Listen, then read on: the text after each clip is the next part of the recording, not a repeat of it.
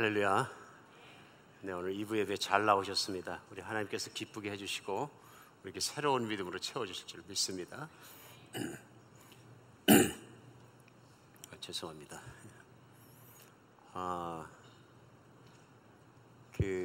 연세대학교 명예교수로 아직도 활동하고 계시는 김형석 교수님은 1920년생이신 것 같습니다. 올해 98 되셨으니까 100세가 코앞에 계십니다. 오늘도 출강하시고 바쁜 스케줄로 강연을 다니십니다.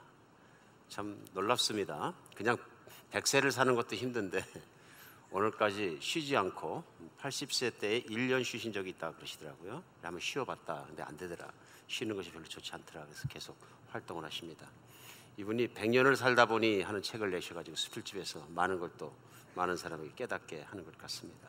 근데 이분이 한 말씀 중에서 당신의 인생에 60세에서 75세까지가 가장 많이 발전한 시기였다고 말씀하십니다. 놀라운 일이죠. 그래서 그 이유를 설명하시는데요. 60이 되니까 내가 나를 믿게 되고 후배들 보기에도 떳떳하고 명예만 쫓지 않고 그리고 75세까지는 계속 성장하는 것 같습니다. 그렇다고 해서 콩나물에 물을 안 주면 거기서 끝나버립니다. 계속 책 읽고 생각하면 85세, 86세까지는 배우는 것이 연장됩니다. 그래서 아마 60세에서 75세까지 공부하셨던 것들 그 걸음으로 해서 오늘까지도 강연을 배우는 이유는 수많은 관공서나 학교들이나 또 사회단체나 교회들에서 자신을 부르는 이유는 내가 그만큼 갈고 닦고 공부를 했기 때문에 나에게 들을 게 있어서 부르는 것 같다. 근데 갈고 닦지 않았다면 누가 부르겠느냐 그런 말씀하십니다. 제가 이분의 말씀을 들으면서 도전받은 것이 하나 있습니다. 왜냐하면 자제분들이 다 이제는 연세가 많으시고 은퇴하셨습니다. 따님은 MIT 공대 나오셔서 애플에서 일하시다가 이제 은퇴하셨는데 그전에는 자제분들 만나면 꼭 밥을 샀는데 아버지기 때문에 이제는 자제분들이 은퇴했으니까 얘기한대요. 이제 돈 버신 아버지가 좀 내십시오. 여러분도 그런 삶을 사시길 예수님의 이름으로 축복합니다. 그래서 기자가 묻습니다. 그 많은 강연과 돈 벌어서 다 어떻게 하십니까? 아니 뭐 주체 못할 정도는 벌지 못하고 돈을 버니까 쓸 때도 많습니다 하고 재미있게 말씀하셨어요. 참 놀라운 일이죠. 그분의 책에서 뭐라 그러시냐면 60의 가능을 타고났는데 70의 결실을 거두면 성공한 사람이고 90의 가능성이 주어졌는데 70에 머무른 사람은 실패한 사람이다. 그렇죠? 60까지 가능성이 있는데 살 가능성이 있는데 70까지 성공한 사람은 진짜 성공한 사람이고 생각해 볼 문제입니다. 오늘 이제 그분께서 강연 중에 하신 말씀 중에 예수 믿는 게 도대체 뭡니까? 하고 물어봤을 때 참 좋은 답변을 하셨어요. 뭐라고 하시냐면 예수를 믿는다는 것은 인생관이 달라지고 가치관이 달라지고 세계관이 변하는 것입니다. 이분 철학 교수거든요. 근데 그분이 이렇게 오랜 세월을 60대부터 성장했다고 생각한 것은 금방 생각하신 게 아니고 우리가 아는 것처럼 대한민국에서 철학계에서 삼두마차라고 얘기하는 우리 안병욱 교수님과 그 당시 김태길 교수님이죠. 서울대학교 철학과 연세대 이제 김형석 교수님 이렇게 세 분이 삼두마차이신데 사실 미국을 왔었다. 셋 다. 미국에서 공부하고 있는데 그때의 미국 사람들이 당시에 미국 백인 교수들이 많이 했던 이야기가 뭐였었냐면 풍자한 얘기가 인생은 60부터다 하는 얘기를 많이 했다고 합니다. 그 말씀을 마음에 담아두고 계시다가 실천하신 겁니다. 그러니까 사실은 학습을 통해서 얻으신 거죠. 먼저 깨달은 사람들을 통해서 먼저 선진화가 된 미국을 통해서 또 학자로서도 깨달은 것을 적용했더니 인생의 98세 현재까지도 유명 강사로서 또 대한민국의 정신세계에 좋은 영향을 끼치면서 활동하고 건강하게 살고 계시다. 100세 시대를 준비하는 여러분과 저에게도 도전이 참 많은 말씀인 것 같습니다. 우리 지난주에 인생을 잘 살기 위해서 기초를 잘 놓아야 한다는 말씀을 성경 말씀까지 나누면서 최소한 기초를 놓아야 되는 세 가지의 도에 대해서 나눴습니다. 첫 번째는 오늘 인생을 잘 살기 위해서는 정체성이 건강해야 된다. 정체성이 좀 내가 누구냐 하는 질문에 대해서 하나님을 만나면 정체성이 달라집니다. 하나님을 만나기 전에는 그 정체성을 잘 갖추기 위해서 이를 물고 악을 씁니다. 또 신분 상승을 위해서 사다리를 잘 타기 위해서 난리를 치다가 아래로 떨어지기도 하고 올라가기도 하고 온갖 난리를 건 것이 인생이 아닌가 싶습니다. 따져보면 우리의 더 나은 정체성을 향해서 초등학교 때부터 도시락 2개 싸들고 이 학원에서 저 학원으로 전전하는 거 아닌가 싶습니다. 하나님 만나면 내가 얼마나 중요한 소중한 존재인지, 내가 얼마나 하나님 사랑받는 존재인지 확신하게 됩니다. 그리고 내가 얼마나 오랫동안 살아야 되는지를 확신하게 됩니다. 사람이 100년을 계획하는 사람과 100만 년을 계획하는 사람의 인생이 같을 수는 없습니다. 그렇죠? 보는 시각이 달라지고 모든 것이 달라지는 건 내가 누구냐 하는 하나님의 자녀가 되었을 때 생기는 새로운 정체성에서 옵니다. 건강하게 살 수밖에 없습니다. 조급해지지 않습니다. 두 번째는 건강한 소속감이었습니다. 우리는 태어나자마자 하나님의 가족으로 소속됩니다. 나는 더 이상 외인도 아니고 하나님의 가족과 교회에 소속된 사람이 되는 것입니다. 하나님의 교회에 소속되어 있다는 것은 엄청난 영광이고요, 사실은 정말 생각할 수 없는 영예를 아는 것입니다. 그래서 교회를 내가 어떻게 생각하냐, 교회관과 내가 소속감을 건강하게 갖는 것은 앞으로 인생을 살아가는데 굉장히 중요한 건강한 삶의 기초돌 역할을 합니다. 세 번째는 인생관이 건강해야 된다였습니다. 내가 인생을 어떻게 보내냐는 무엇을 하여야 인생이 성공적이겠느냐, 어떤 잘 사는 인생은 무엇을 해야 되냐는 질문에 대한 목적에 대한 답변이 있어야 합니다. 하나님을 섬기면 하나님의 뜻을 알게 되고 그분의 뜻을 섬기는 것이 영원히 있다는 가치를 발견하게 됩니다. 그리고 그 나라 안에서 그것을 추구하게 될 때 나는 이 땅에서만 살고 없어지는 가치를 추구하는 것이 아니라 영원히 남는 가치를 쌓게 될 것입니다. 거기에 따른 마음속에 있는 그 자신감과 행복감은 이루 말할 수 없다. 오늘 김영석 교수님 얘기도 잠깐 나눴습니다마는 이분의 말씀 중에 중요한 건 그것입니다. 신앙을 가지고 하나님을 향해 똑같이 걸어가면서 내가 그러한 것들이 튼튼하게 됐을 때, 이분이 철학 교수니까요, 물론 신앙인이 되었으니까 신앙적 관점과 그분이 고백하는 것처럼 성경적 세계관을 갖게 된 것이죠. 그래서 하나님 안에서 그러한 관점을 갖게 되었을 때 우리는 인생의 마지막 피스까지도 건강한 인생을 살 수 있다, 보람 있는 인생을 살 수 있다, 그런 얘기입니다. 오늘은 계속해서 지난주에 에베소서 2장을 말씀을 나눴습니다만 4장 말씀을 나누겠습니다. 4장 말씀에서는 우리가 인생에 하나님의 복받은 사람으로 살아가는데 꼭 필요한 2가지를 하나님이 원하시는 것을 딱 내어놓습니다. 그래서 우리에게 오늘 4장은 굉장히 중요한 장입니다. 오늘 본문에 읽으신 이 4장 속에는 우리가 인생을 살아가면서 진심으로 꽉 차는 인생을 살 수 있는 우리가 추구해야 되는 2가지가 나옵니다.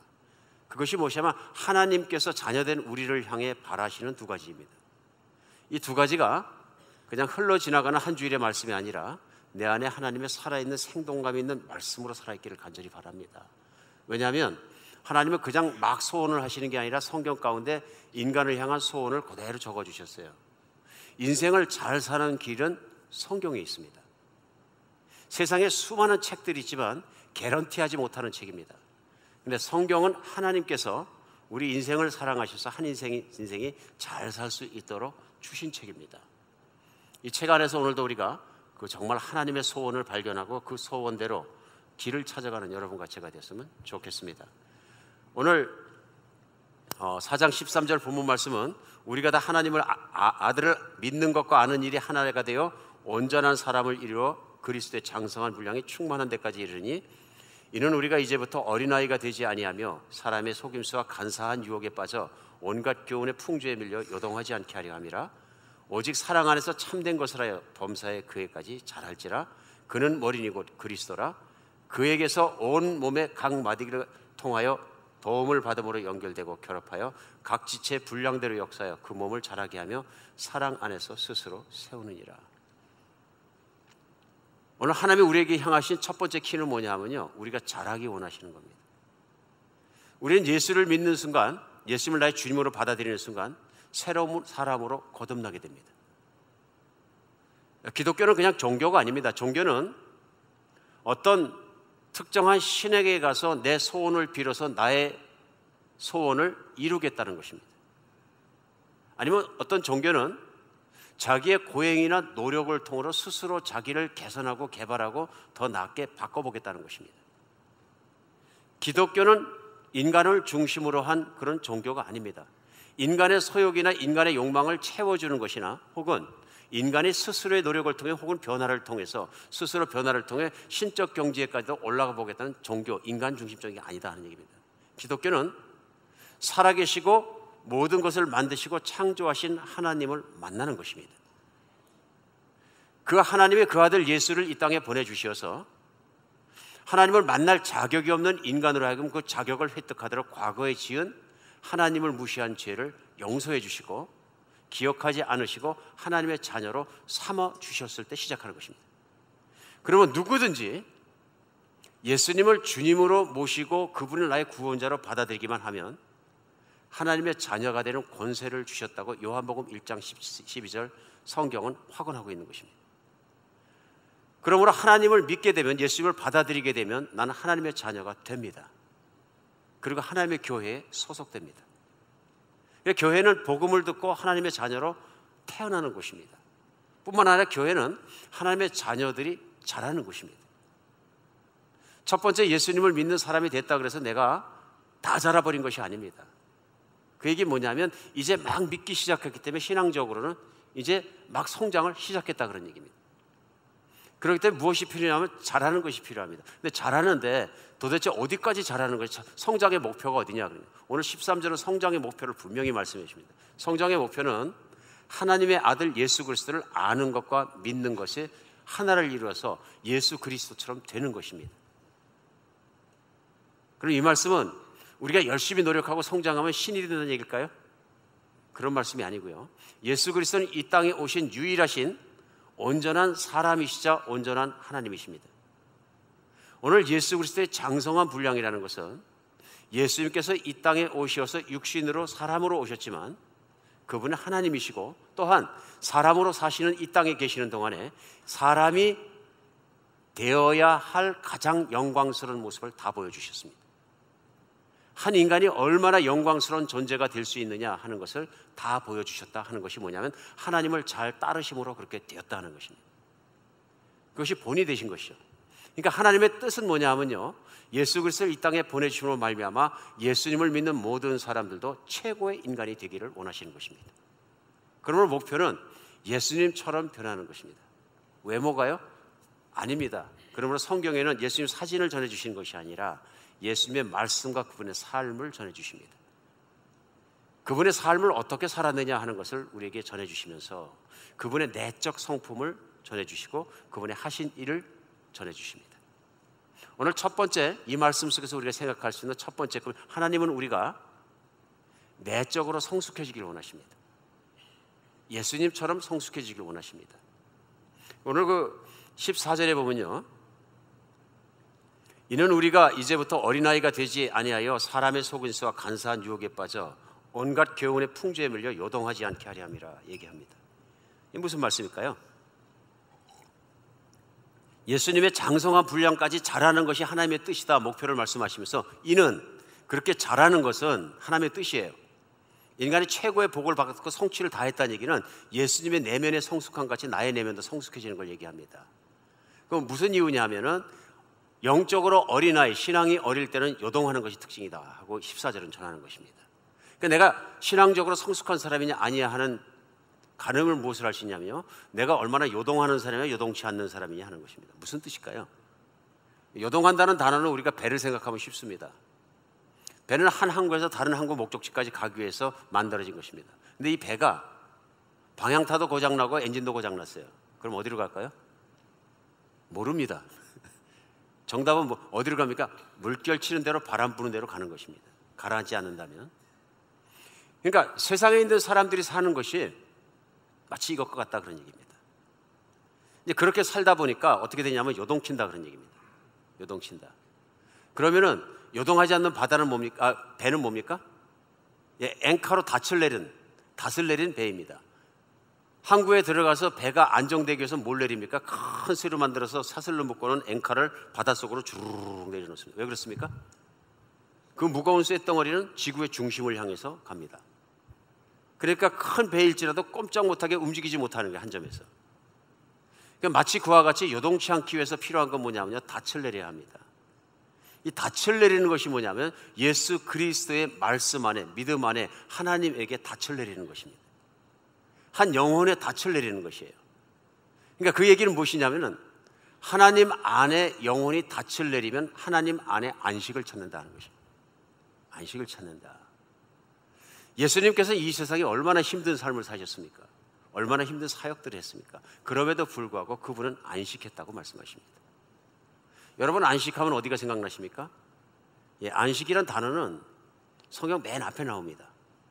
창세기가 시작하자마자 첫 장에 하나님께서 엿새 동안 모든 것을 만드십니다. 그리고 보기에 마지막 날 엿새째 힘이 좋았다고 했습니다. 인간을 만드시고요. 그런데 더 중요한 건 일곱째 날입니다. 하나님이 일곱째 날을 복을 주시고 거룩하게 하시고 귀중하다 말씀하십니다. 그렇죠? 그리고 그 일곱째 날에 안식하셨다고 얘기합니다. 저는 여기에 아주 중요한 키가 있다고 생각합니다. 왜 그렇게 안식일은 중요할 걸까요? 성경 안에서 안식일은 엄청나게 중요한 것입니다. 안식일을 이해하지 못하면 신앙을 이해하지 못했다고 얘기해도 과언이 아닙니다. 안식이란 단어가 이해가 가지 않으면 신앙이 이해가 가지 않은 것입니다. 무슨 얘기냐 하면 인간을 향한 피조물을 향한 하나님의 뜻은 모든 피조물과 특별히 인간이 하나님 안에서 안식하는 것입니다. 안식이 뭡니까? 쉬는 것입니다. 레스트입니다. 어떤 분들이 그 얘기를 나누다 보니까 우리가 아는 레스트라는 건 하나밖에 없습니다. 레스트 인 헤븐. 그 장례사 가면 많이 써 있던데요. 죽음은 레스트하는 거 아닙니까? 아니죠. 성경에서 말씀하신 쉼, 안식, 레스트라는 것은 하나님이 만드신 질서 안에서 하나님을 바라볼 때, 하나님과 바른 관계에 들어갈 때, 하나님을 의지할 때 피조물이 갖는 안식을 얘기합니다. 창세기 1장부터 말씀하시면서 하나님 모든 피조물을 지으셨는데 지으신 목적이 일곱째 날에 있습니다. 피조물을 지어주신 이유, 또 피조물이 복된 이유는 뭐냐면 하나님을 바라보고 하나님을 의지하고 하나님을 사랑하고 하나님의 사랑 안에 있을 때 피조물은 안식하도록 만들어주셨다는 거예요. 안식일이 중요할 수밖에 없는 거예요. 그리고 어떤 사람들이 성경을 잘못 이해해갖고 엿새 동안은 마음껏 사는데 안식일만 중요하다고 안식일만 강조하면 예수님 오셨을 때 바리새인들처럼 됩니다. 맞습니까? 하나님의 속뜻을 이해하지 못했다. 그러니까 창세기 첫 장부터 피조물을 향한 하나님의 뜻은 뭐냐면요, 하나님을 바라보고 하나님을 믿고 하나님 안에서 사람이 쉬는 것입니다. 안식하는 것입니다. 오늘 그걸 생각해 봤을 때 그러면 인간이 안식하지 못하는 가장 큰 이유는 창세기 3장부터 나옵니다. 인간이 스스로의 힘으로 인생을 개척하다 또 뛰어나갈 때부터 일어나는 것입니다. 그래서 그들이 안식에 들어가지 못했다. 예수님께서 기가 막힌 말씀하십니다. 수고하고 무거운 짐진 자들아 다 내게 오라 내가 너희를 쉬게 하리라. 이는 내 짐은 가벼우니 내 멍에를 메고 내게서 배우라. 짐이 가볍다 그러십니다. 예수님의 짐은요, 세계 인류 역사상 가장 무거운 짐이었습니다. 인류의 죄를 혼자 다 짊어지셔야 되고요, 악하게 하는 자를 용서하고 사랑으로 베푸셔야 했고요, 온갖 스트레스와 온갖 욕들과 온갖 것을 다 받는 인생을 걸어가셔야 됐어요. 그런데 내 짐은 가볍다 그러죠. 이게 무슨 뜻입니까? 내가 아무리 힘든 길을 걸어갈지라도 힘들지 않은 것은 내가 짐을 지고 가는 것이 아니라 내가 아버지의 말씀을 따라 사는 것이다. 나는 아버지에게 순종하는 삶을 따라갈 때 아버지가 짐을 지어주시니까 내가 안 무겁다 하십니다. 참 기가 막힌 말씀입니다. 그러면서 사람들에게 권유하십니다. 내 멍에는 가볍다는 것은 이는 내가 겸손하고 온유하기 때문이라. 반대로 풀겠습니다. 인생을 살아가면서 사람이 하나님의 짐을 내가 밀고 하나님을 바라보지도 않고 내 손으로 내가 살아가면 짐이 무겁다. 왜냐하면 강팍하고 교만하기 때문에 그렇다. 목이 곧기 때문에 그렇다. 그렇지 않습니까? 인생의 참 진리는 어디 있냐면요, 창세기 첫 장부터 시작되는 하나님의 인간을 향한 복을 받아들여야 인간은 잘 살 수 있다는 것입니다. 오늘 예수 그리스도의 장성한 분량이라는 것은 그럴 만큼의 안식에 들어가는 내면적인 성숙함을 얘기합니다. 언제요? 내가 예수님을 바라보고 예수님을 의지하고 예수님께 온전히 모든 걸 다 드릴 수 있을 때, 내가 작고 큰 일에서 하나님만 따라가고 있을 때 나에게 오는 평안, 나에게 오는 안식을 얘기합니다. 이 사람들에게 무엇이 주어지느냐? 내면이 성숙해진다. 그럼 이것이 뭐냐면 하나님에게 앵커를 내리는, 닻을 내리는 영혼같이 되어진다. 예수님 안 믿을 때는 그저 여동하고 밀려다니는 낙엽 같은, 태평양에 떠있는 낙엽 같은 배지 한 조각이었다면 이제는 작고 큰 일에 하나님을 바라보기 때문에 여동치 않는다. 성숙하지 않은 가장 큰 모습은 여동한다. 여러분, 여동하는 게 뭡니까? 인생을 살면서 내가 교회되는 그리스도이긴 한데 사업이 잘 된다 안 된다에 따라서 막 그냥 기분이 업앤다운해요. 또 뭐 어쩔 때 보면 사람 관계 때문에 알아눕기도 하고 막 좋았다 나빴다 막 춤을 춰요. 교회도 왔는데 교회 생활 잘하다가 뭐 좀 기분이 언짢은 일이라 마음에 안 드는 일이면 그냥 시험이 들어가지고 막 왔다 갔다 해요. 이거 다 요동치는 것입니다. 사람이 왜 요동친다고 14절에 나와 있습니까?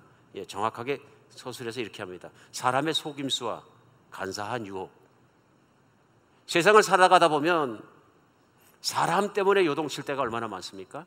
사람의 속임수와 간사한 유혹, 말입니다. 사람의 말 때문에 시험 들고 사람의 말 때문에 잘못 유혹돼서 따라갔다가 또 후회하는 경우가 한두 번입니까? 이게 뭐냐 하면은 세상의 삶을 힘들게 하는 것은 내가 뿌리가 되는 기둥이었기 때문에 그렇습니다. 내가 무엇을 쫓아 살아야 되는지 말씀의 기둥이 있으면 내가 그 기둥을 붙잡고 살아갈 것인데, 하나님의 말씀의 기둥이 세워져 있지 않으면, 뿌리가 박혀지지 않으면 어떻게 되냐면요, 사람들의 말에 귀를 기울이게 되어 있습니다. 그러니까 우리가 교회를 다니면서도 자꾸 사람들의 말에 좌충우돌하게 되면 좌우로 자꾸 치우치는 것입니다. 요동하는 것입니다. 세상 사는 것도 마찬가지죠.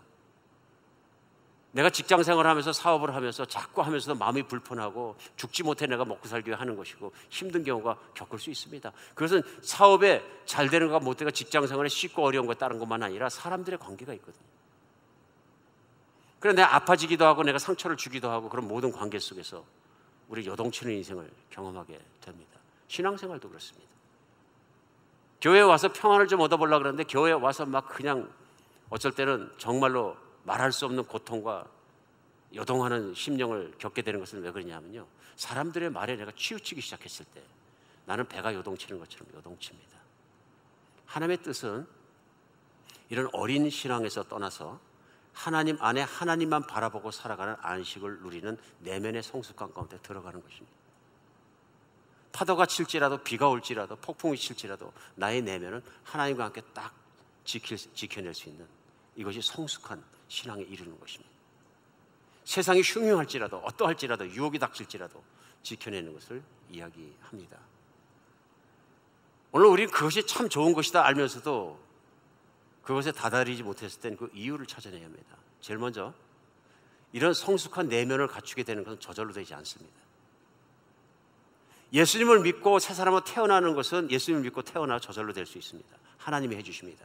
그러나 내가 성숙한 내면을 갖게 되는 것은 내가 하나님 말씀을 붙잡고 하나님을 바라보기에 힘써야 합니다. 힘써야 합니다. 저절로 되지 않는다는 것입니다. 어쩔 때 보면은 어릴 때부터 엄마 뱃속부터 교회를 다니는 것은 복스러운 일입니다. 그런 유산을 갖고 있는 건 얼마나 복스러운 일인지 모릅니다. 그런데 그것만 내가 자랑으로 생각한다면 나의 내면은 자라지 않습니다. 나의 내면의 성숙함이 이루는 것은 내가 교회 다니는 횟수하고도 꼭 비례하는 것은 아니다, 그런 얘기입니다. 그 얘기는 뭐냐 하면 저절로 되지 않는다는 얘기입니다. 그럼 어떻게 되는 것입니까? 성경은 시작부터 마지막까지 말씀의 뿌리를 내려야 된다고 말씀하십니다. 말씀의 뿌리를. 왜 말씀이 중요하냐면요, 그 말씀에 순종하는 것이 우리에게 안식을 주기 때문에 그렇습니다. 우리 말씀의 삶에서는 지난주까지 여호수아서를 같이 지나갔습니다. 여호수아서, 역사적으로 이스라엘 역사는 얼마나 가장 큰 격동기입니까? 가장 큰 전투가 일어난 때입니다. 가나안 땅을 정복하고 들어가야 되는 정말 굉장한 격동기를 지나는 시기입니다. 근데 그 격동기에 오는 건 뭐냐? 두려움입니다. 이스라엘 백성이 그 앞 세대에서는 두려움 때문에 하나님 말씀을 불순종하고 광야에 있어서 엎드려 죽었습니다. 이제 여호수아와 새로운 세대가 일어나서 가나안 땅을 들어갑니다. 여전히 두려웠겠죠. 그때 여호수아서 1장에서는 하나님이 여호수아에게 나타나셔서 그를 강하고 담대하게 해주시면서 딱 한 가지 지시하십니다. 그게 우리 암송했던 1장 8절에 나와 있는 것입니다. 너는 이 율법책을 내 입에서 떠나지 말게 하며 주야로 그것을 묵상하여 그 가운데 기록한 대로 다 지켜 행하라. 그리하면 내 길이 평탄하게 될 것이요 내가 형통하리라. 전쟁을 나가는 장수에게, 국가 지도자에게 딱 한 가지만 말씀하시죠. 이 성경책을 떠나지 않게 하라. 그걸 주야로 네 입에서 떨어지지 않게 하고 네 마음으로 묵상하고 거기 써있는 대로 그대로만 따라가라. 그럼 내가 가는 모든 길이 다 평탄할 것이고 내 인생도 형통할 것이다. 여러분 기가 막히잖아요. 오늘 우리가 물어볼 수, 하나님 제가 인생을 형통하게 잘 살 수 있는 길이 무엇입니까? 그러면 성경책을 내 입에서 떠나지 말게 하라. 성경책을 내 마음에서 떠나지 말게 하고 매일 그것을 읽고 외우고 그대로 살아라. 아, 그거 그렇게 쉬운 겁니까? 예, 쉬운. 근데 왜 그렇게 안 사라지는 거냐? 실제로 여호수아는 그 말씀 한 자락 붙잡고 그야말로 훈련이 덜 된 부대를 이끌고 들어가서 매일매일의 전투 속에서 승리하였다는 내용이 여호수아서에 가득 차 있습니다. 그리고 그가 어떻게 살았느냐 하는 것을 그가 유언으로 남긴 마지막 설교에 남겼습니다. 그것이 여호수아서 23장에 나와 있습니다. 23장 6절에 마지막으로 이스라엘 사람들에게 말씀을 전하면서 이렇게 살아라 해서 이렇게 얘기합니다. 그러므로 너희는 크게 힘써 모세의 율법책에 기록된 것을 다 지켜 행하라. 그것을 떠나 우로나 좌로나 치우치지 마라. 자기가 그렇게 살았기 때문에요, 죽을 때 말할 수 있습니다. 맞습니까? 평생의 좌우명으로 살았다는 얘기입니다. 하나님 말씀을 떠나지 않는다. 하나님 말씀을 떠나면 어떻게 되냐? 좌로나 우로나 치우치게 된다. 어떤 분이 성경에 나오니 좌로나 우로나 치우치는 말씀을 가지고 그렇게 말씀하세요. 좌파도 되지 말고 우파도 되지 마라. 진보냐 보수냐, 이거는 정치적 아니면 이데올로기적인 사고방식에서 나온 단어들이죠. 그와는 관계가 없는 거죠. 어떤 분은 얘기해요. 좌로나 우로나 치우치지 말라는 건 중용지도를 얘기하는 거다. 우리 예전에도 얘기했던 과하지도 말고 더 부족하지도 않고 적당히 살아야 잘 사는 거다. 성경에서는 그런 적당이란 단어가 없습니다. 그런 말씀 아니죠. 하나님 말씀의 중심을 잡고 살지 않으면 인생이 이리 갔다 저리 갔다 요동하게 된다, 이런 얘기입니다. 오늘 본문 14절에 나온 대로 신앙이 어리면 요동치는 인생을 살게 된다. 요동하게 된다. 좌로나 우로나 자꾸 쉬게 된다. 그런 말씀입니다. 그런데 여호수아는 얘기합니다. 크게 힘써 율법의 책이 내게서 떠나가지 않게 하라. 어떻게 된다? 크게 힘써야 한다. 사랑하는 여러분, 인생을 잘 살 수 있는 방법은 성경에 나와 있는 것입니다. 말씀을 붙잡아야 합니다. 그냥 되지 않고 말씀을 붙잡아야 합니다. 신앙생활이 오래됐든지 직분이 높든지 뭐 어떠하든지 누구든지 말씀을 놓게 되면 요동치게 됩니다. 좌충우돌하게 됩니다. 신앙이 엉망진창이 됩니다. 교회를 엉망진창되게 만들 수도 있습니다. 그것이 나일 수도 있습니다. 구정물을 일으키는 미꾸라지가 될 수도 있고요. 왜 그렇습니까? 말씀을 놓았기 때문에 그렇습니다. 말씀에 다스림이 없기 때문에 그렇습니다. 우리 말씀을 붙잡고 하나님을 바라보는 온전한 안식 가운데 들어가는 여러분과 제가 되었으면 좋겠습니다. 오늘 이러한 성숙이, 내면적 성숙이라는 건 저절로 되지 않을 뿐 아니라 말씀을 붙잡고 내가 묵상하고 말씀을 따라가야 될 뿐 아니라 인도자가 있어야 합니다. 오늘 본문은요, 교회와 신앙생활에 꼭 인도자가 필요하다는 걸 강조합니다. 오늘 본문이 시작되는 13절부터 같이 말씀을 나눴는데요, 그 바로 앞에 있는 12절과 우리는 11절, 11절, 12절을 주목해야 합니다. 그 앞에 있는 절에는 뭐라고 말씀하시면, 그가 어떤 사람은 사도로, 어떤 사람은 선지자로, 어떤 사람은 복음 전하는 자로, 어떤 사람은 목사와 교사로 삼으셨으니 이는 성도를 온전하게 하며 봉사의 일을 하게 하며 그리스도의 몸을 세우려 하십니다. 얘기합니다. 직분을 얘기합니다. 어떤 사람은 사도로, 선지자로, 목사와 교사로 삼으신, 다시 말하면 교회의 공동체 안에 직분자 중에 사역자들을 주신 이유를 설명하는 겁니다. 하나님이 교회 안에 사역자들을 주신 이유는 오늘 본문 내용처럼 하나님을 알고 믿는 일에 하나가 돼서 그리스도의 성숙한 분량까지 자라게 하기 위함이다. 그러니까 이 말씀은 혼자 스스로만 되는 것이 아니라 하나님께서 그 일을 도와주기 위해서, 세워주시기 위해서 교회에 사역자들을 주셨다, 그런 얘기. 반대로 내가 하나님의 교회를 섬기는 사역자가 되고 싶다 하는 사역자들마다 이 말씀을 꼭 붙잡아야 되는 거죠. 사역자란 뭐 하는 사람들인가? 목회란 무엇인가? 내가 목회는 왜 해야 되는가? 목회는 어떻게 되는가? 사역자들이 붙잡을 때도 이 말씀이 중심입니다. 그렇죠? 뭐 하는 겁니까? 하나님께서 창세기 1장부터 소원이 하나님을 바라보고 하나님과 바른 관계 속에 말씀 속에 살아가는 안식을 누리는 것이 회복의 목표인 것처럼 오늘 사역자들도 하나님의 말씀 속에 본인이 안식을 누리며 또한 교회에 있는 성도들이 그렇게 안식을 누리는 삶으로 갈 수 있도록 인도하는 사람입니다. 아멘? 그러니까 우리가 교회를 섬기면서 다른 건 몰라도 나는 인도자가 필요한 사람입니다. 그걸 인식하는 것이 굉장히 중요한 것이 하나님이 그렇게 하셨다는 것입니다. 오늘날 여러 가지 이유로 나는 교사가 인터넷에도 많이 있으니까 교회에서 꼭 목사님한테는 배울 필요 없어요. 또 책이 얼마나 좋은 게 많은데 목사님보다 훨씬 훌륭해요. 문제가 있습니다. 무슨 문제인지 아십니까? 내가 무엇을 가지고 분별하느냐 하는 것입니다. 그리고 소속감이 없으십니다. 우리 지난주에 나눌 때 우리 건강한 소속감을 가져야 됩니다. 그리고 이 다음에 따라서 말씀이 나오는 성숙만이 아니라 성장의 문제를 줬거든요. 쩔뚝발이 신앙이 된다 그런 얘기입니다. 오늘 우리에게 중요한 건 뭐냐면요, 교회 소속감을 가지고 교회 가르치는 인도자를 잘 따라야 합니다. 특별히 성경이 말씀하시는 것처럼 말씀을 잘 인도하는 인도자들은 몇 값전에 2배나 존경할 줄 알아. 그들의 말을 잘 따르라 하고 성경은 말씀하신 이유가 나를 위한 것입니다. 왜냐하면 그를 존경하지 않거나 말을 따르지 않으면 결국은 내가 하나님 말씀을 따라 사는 삶에 장애를 받게 된다. 오늘날 우리가 살아가면서 또 교회를 섬기면서 여러 가지 이유 때문에 우리는 목회자를 신뢰하지 않는 풍토 속에 휘말려 들어가게 됩니다. 그럴 수 있는 것이죠. 근데 문제는 뭐냐면 그것이 내 신앙생활에 커다란 장애를 가져온다는 것입니다.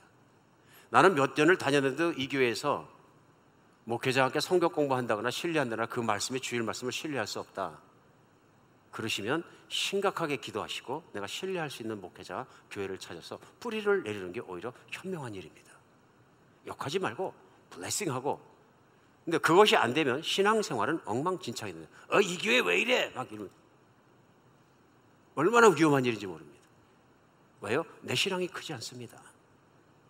오늘 특정한 사안이나 특정한 사람 때문에 이런 말씀을 나누는 건 절대로 아닙니다. 그러나 한 가지 분명한 건 나의 신앙의 성숙함을 위해 내면의 성숙함을 위해서 지도자가, 인도자가 꼭 필요하다는 것을 인정하고 같이 훈련해야 합니다. 저절로 되지 않기 때문에 교회를 섬기시면서 또 신앙생활을 하면서 훈련에 들어오셔야 합니다. 인도자의 최고의 목적은 이런 하나님의 뜻을 이루어드리고 그 길을 따라가는 것이거든요. 뭘 통해서? 훈련을 통해서 이루어집니다. 훈련이고 말씀 훈련이거든요. 성경과 만나 많은 분들이 들어주셔서 얼마나 감사한지 모릅니다. 저는 한비전교회가 자랑스럽습니다. 왜냐하면 말씀을 중요시하는 교인들이 그만큼 많으세요. 그것이 유일한 길인 것을 깨닫고 같이 가시는 거예요. 우리 2월 달에 또 제자훈련 9기를 시작합니다. 제자훈련은 말씀은 무엇인가, 말씀의 전체로 보니까 어떤 태도나 믿음 생활을 하는가, 이런 기초도들을 같이 놓으면서 같이 신앙생활하는 기회입니다. 20주 동안 하잖아요. 이런 교회가 준비하고 제공하고 있는 훈련들에 같이 들어오셔서 교역자들과 함께 말씀 안에서 성장해 가셔야 합니다. 내면의 성숙함, 그리스도의 장성까지 분량까지 올라가는 안식에 처하는 것들 그냥 되지 않습니다. 내 인생에 엄청나게 중요한 것이지만 우리가 결단과 노력이 필요하다는 것입니다. 제자훈련을 안 받으신 분들은 사인업하고 들어오시기를 오늘 이 시간을 통해서 권면합니다. 강력하게 추천합니다. 하나님 안에 투자된 시간들 결코 헛되지 않습니다. 마찬가지로 하나님 말씀과 공부 속에 투자한 시간들 헛되지 않습니다. 그것이 우리 내면이 성숙해지는 유일한 길이기 때문에 그렇습니다. 오늘 본문 가운데 예수 그리스도의 장성한 분량까지 올라간 두 번째는 성장입니다. 외적인 성장을 얘기합니다. 하나는 내적인 성숙함이고요, 다른 한 가지는 외적인 성장을 말씀하십니다. 15절 보겠습니다. 오직 사랑 안에서 참된 것을 하여 범사에 그에게까지 자랄지라. 그는 머리니 곧 그리스도라. 그에게서 온몸이 각 마디를 통해 도움을 받음으로 연결되고 결합되어 각 지체의 분량대로 역사하여 그 몸을 자라게 하며 사랑 안에서 스스로 세우느니라. 오늘 어린아이처럼 내면이 요동치 않는 성숙한 신앙에 이루어야 되는 것, 내면적 성숙을 말씀하시는 반면에 또한 행동에 대해서 말씀하십니다. 15절은 사랑 안에서 참된 것을 하라, do입니다. 앞에 나오는 건 어떤 사람이 되냐는 BING, being이고요, 존재에 대해 말씀하시고, 두 번째는 내 인생에 무엇을 하느냐 하는 행위에 대해서 말씀하시는 것입니다. 사랑 안에서 참된 것을 하는 것이 예수 그리스도를 닮아가는 것입니다. 그래서 교회의 목적은 모든 교인이 교역자와 함께 하나님 말씀을 따라 내적인 성숙함에 이루고 또한 하나님의 말씀을 따라 그 말씀대로 순종해서 그것을 하면서 사는 것입니다. 우리는 그것을 섬김이라고 말합니다. 섬김이라고 말합니다. 오늘 그 일을 위해서 우리 지난주부터 시작해서 계속적으로 하고 있는 1인 1사역 권고를 하고 있는 것입니다. 교회는 내가 구경하는 것이 아니라 내가 소속되는 공동체입니다. 내가 해야 될 것들이 있습니다. 내가 할 수 있는 것들이 있습니다. 그 안에 들어가서 내가 섬기는 자로 살아가는 것이 교회입니다. 이 교회 안에 오늘도 참여할 수 있는 여러분과 제가 됐으면 좋겠습니다. 그러므로 좋은 교회가 되기 위해서는 말씀의 사역이 풍성할 뿐만 아니라 우리 모든 교인들이 협력하고 합력해서 교회를 세워가는 것이 되어야 합니다. 그렇기 때문에 오늘 그 마지막 절인 16절에서도 그에게서 온몸이 각마디를 통해 도움을 받고 연결되어 결합되어 각 지체의 분량들의 역사여 그 몸을 자라게 하며 사랑 안에서 스스로 세우느니라. 섬김 없이는 세워지지 않는다. 그러므로 참으로 복이 있는 인생을 살고 성숙한 그리스도인은 두 가지는 분명히 있어야 합니다. 한 가지는 어떤 세상의 변화나 어떤 정말 심지어는 교회 안에 요동치는 일이 있을지라도 요동치 않는 내면적인 성숙함이 있어야 합니다. 두 번째는 어떤 상황 속에서도 내가 하나님의 뜻을 따라 하나님의 말씀대로 교회를 섬기고 직장에서 내가 사람들을 섬기며 가정을 섬기며 그 섬김의 일을 해낼 수 있는 나의 삶이 있어야 합니다. 이 두 가지가 예수 그리스도의 장성한 분량을 쫓아가는 것입니다. 때에 따라서 우리는 행인이 있으나 내적인 성숙함이 없을 수도 있고 내적인 성숙함이 있는 것 같은데 행위는 아무것도 하지 않을 수도 있을지 모릅니다. 그러나 내가 하나님의 자녀가 되었다는 확실한 정체성을 가지고 이 교회는 나의 교회이고 우리 예수님의 교회이고 내가 할 일이 따로 있다는 것을 느끼면서 하나님 안에서 그 자리를 찾아가는 여러분과 제가 됐으면 좋겠습니다. 큰일 말하지 않습니다. 교회는 내 가족이기 때문에 내가 쓰레기통 한 번을 버려도 청소 한 번을 해도 내가 사랑한다고 말 한마디 해도 교회는 튼튼해지고 강해집니다. 여러분과 제가 그렇게 교회를 세워가는 사람이 되었으면 좋겠습니다. 저는 하나님께 정말로 감사하고 감사합니다. 한비전 교회를 세워주셔서 너무나 감사합니다. 전 진심으로 감사합니다. 특별히 한비전 교회에 내면이 성숙해 가시고 외적으로 성장해가는 교인들이 많이 계신 것을 하나님께 찬양하고 감사합니다.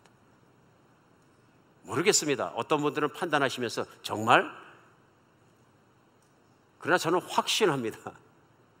교회가 개척하고 시작해서 10년 전에 비해서 지금 어마어마하게 성숙해졌습니다. 어마어마하게 성장했습니다. 사람들은 요동치더라도 요동치지 않고 교회를 뿌리박고 섬기고 이렇게 세울 수 있는 분들이 많이 생기셨습니다. 한비전 교회는 요동치지 않습니다. 어느 한 사람에 의해서 휘적거린다고 휘적거려지지 않습니다. 더 이상. 그러나 솔직하게 말씀드려서 교회가 뿌리를 덜 내리고 훈련의 기간이 짧았던 첫째, 둘째, 셋째, 넷째, 다섯째, 여섯째 흔들면 흔들립니다. 그러나 흔들리지 않는 이유는 하나밖에 없습니다. 우리가 계속적으로 말씀의 뿌리를 내리고 그 진리 가운데 하나님만 바라보고 나갈 때 교회는 교인이 성숙해지는 것처럼 성숙해질 것입니다. 이게 하루아침에 되는 것이 아니더라 하느님. 이게 그냥 저절로 되는 것도 아니더라.